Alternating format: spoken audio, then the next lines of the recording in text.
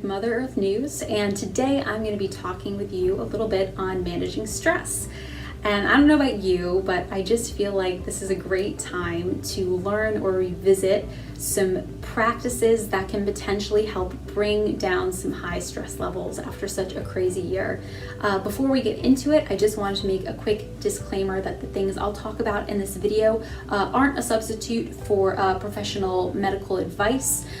These are just some things that I've found to be true for myself after I've experimented in my own life with it, and also just based on the things that I've read and learned as an editor. And I encourage you to just consult with a healthcare provider that's connected with you if you feel like you want to create some customized, specific areas in your life where you can manage stress and find the best practices for you. So with all that said, we'll jump right in. So stress. It's something I feel like is just inevitable for all of us. It can show up in a lot of different ways, mentally, emotionally, physically, and sometimes it's one of those things that we almost feel like we can't control. And in some ways, sometimes stress will show up and we don't know why, but in those moments, the best things that we can do sometimes is to first acknowledge that there are some things we may not be able to control and know that eventually these feelings will pass. But also it's important to be able to have a plan or some strategies that you can practice or some long-term solutions you've applied in your life that can help lower those heightened stress levels. So for me, what I found to be helpful to start really is to look at the existing routine I have in my life and find those places where I could potentially change or tweak or improve in order to have better practices in my life that will help alleviate stress. And maybe there's some parts in my life where I look at it and I realize that it could be improved and it could be a potential source of stress for myself. So I want to go over a couple of those areas and go over them together with you today, and hopefully that can inspire you to maybe look at your own schedule and see where those places that maybe are exacerbating stress or maybe can be improved to just help bring down some stress levels at certain points in your day. So one of the first areas that I always think of is sleep. So ideally, adults should really be getting about 7 to 9 hours of sleep. And so many times I just feel like that's just not the case, whatever that reason may be, that we just don't get that sleep. And so sometimes if it's serious, where maybe the stress is causing us to lose sleep and we're stuck in this cycle, it's important to talk with a doctor about it to see what solutions are right for you in order to help with that. But for some of us, it's really just about catching ourselves and realizing that sleep is important in our daily functioning. And long term, if we're losing sleep, we can't be performing our best in our day-to-day activities, and long-term our health might suffer from that as well, including heightened stress levels. So for me, what I've found is sometimes what I just have to do is that classic put down my stuff and time to go to bed routine. Sometimes that means having someone accountable with you who can make sure that you are practicing these things, both best sleep practices, and some of the other things we'll cover as well. And other times it could be, setting an alarm on your phone and just reminding yourself that it's time to go to bed. And then when you go to bed, make sure that your bedroom is set in an atmosphere that is conducive for sleeping. So what I mean by that is the bedroom is dark, that we don't have a lot of lights on or something. Ideally, that seems to be the best atmosphere for sleeping. I know what I like to do is actually have a salt lamp on in my room so that when I turn my lights off and that salt lamp is on, almost like just this very comforting night light, I know it's time for bed. Another thing is making sure to put screens away, ideally 1 to 2 hours before we go to bed, just because the light from a lot of our screens can sometimes keep us awake longer. So if we do need to do something before going to bed, maybe reading a book would be better suited. So those are a couple things to just keep in mind of when you're thinking about stress levels and taking a look at your sleep schedule. And if it feels like your sleep schedule might be one of those things that might be increasing stress levels in your life, that might be something to take a look at and potentially change. Another thing to take a look at is food and nutrition and exercise. All of that stuff almost feels like it all goes hand in hand with each other.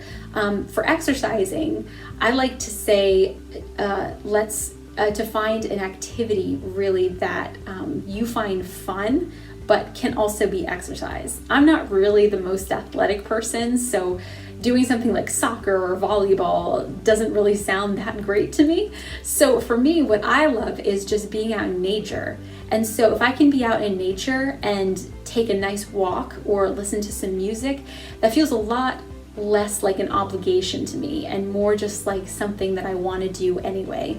So even if it's for like 20 or 30 minutes a day, or sometimes professionals will say about 150 minutes per week at least, getting in that exercise will be important to just keep your mood upbeat. It helps release some endorphins, it keeps you feeling good, and it helps keep your stress levels at bay.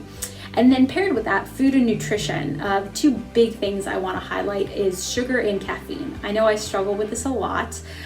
Sometimes when I'm not getting the sleep that I need, I will reach for the coffee. Or, if I'm just having a stressful day, sometimes getting that ice cream or that bread feels like the best thing to do. And sometimes with sugar in that moment, it does feel like the best thing to do because short term, it can make us feel good. But long term, we start to create a reliance on it, and it starts to create long-term health problems for us. So if we can catch it early and replace that with well-balanced meals, that's the best thing, and potentially the thing that'll help us with our stress in the long run instead of relying on caffeine or sugar. And of course, that stuff can be consumed in moderation, but making sure we're drinking water and eating well-balanced, healthy meals is definitely essential. So for me, what I found is helpful is keeping a food log.